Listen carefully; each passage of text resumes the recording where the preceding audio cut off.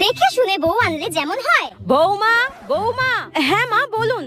বলি বেলা 10টা বাজতে গেল, সকালের কোনো জলখাবারের ব্যবস্থা করেছো নাকি পেটে সবাই মিলে গামছা বেঁধে বসে থাকবো? মা, বিয়ের আগে তো আপনি বলেছিলেন আপনাদের রান্নার লোক রয়েছে, আর আমাকে বিয়ের পর রান্না বান্না করতে হবে না। তাই তো আমি সকালবেলা ঘুম থেকে উঠে আর রান্নাঘরের দিকে যাইনি। হ্যাঁ, আমাদের বাড়িতে যে মেয়েটা রান্না করতো সেই মেয়েটা খুব অসুস্থ, তাই ও জানিয়ে দিয়েছে ও আর কাজ করতে পারবে না আমাদের বাড়িতে। তা তুমি কোন মহারানী? হ্যাঁ, তুমি কি রান্না করলে তোমার হাত ক্ষয়ে যাবে? আমি কখন বললাম? তাও সব বাদ দাও, আমরা সবাই সকালবেলা করে লুচি পরোটা এইসব খাই। তুমি একটা কাজ করো, তুমি লুচি আর আলুর দম বানিয়ে ফেলো সকলের জন্য। তাড়াতাড়ি যাও। এতজনের লুচি তরকারি আমি একা করব? তো কি আমি করব? ঠিক আছে মা, আমি এক্ষুনি করে দিচ্ছি সব। আমি তো ইচ্ছা করেই কাজের লোকটা ছাড়িয়েছি। আগেকার দিনে সাজগোজ।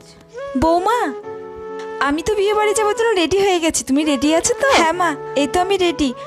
টিপটা পরলেই হয়ে যাবে। ও দেখুন তো মা, আমাকে কেমন লাগছে? একদম লক্ষ্মী প্রতিমার মতো লাগছে। আচ্ছা চলো চলো, দেরি হয়ে যাবে আবার। আচ্ছা চলুন, চলো। এখনকার দিনে সাজগোজ। বৌমা, কি ব্যাপার? পাশে বাড়ি হরিনাম সংকীর্তন তো শেষ হয়ে গেল, চলো এবার খেতে চলো। উফ, দেখুন না মা, কখন থেকে মেকআপ আর্টিস্টকে ফোন করছি, ফোনটা ধরছেই না।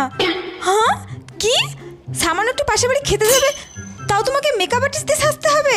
হ্যাঁ মা, মেকআপ আর্টিস্ট শেষে যদি আমাকে না সাজায় তাহলে আমি কিন্তু যাবোই না।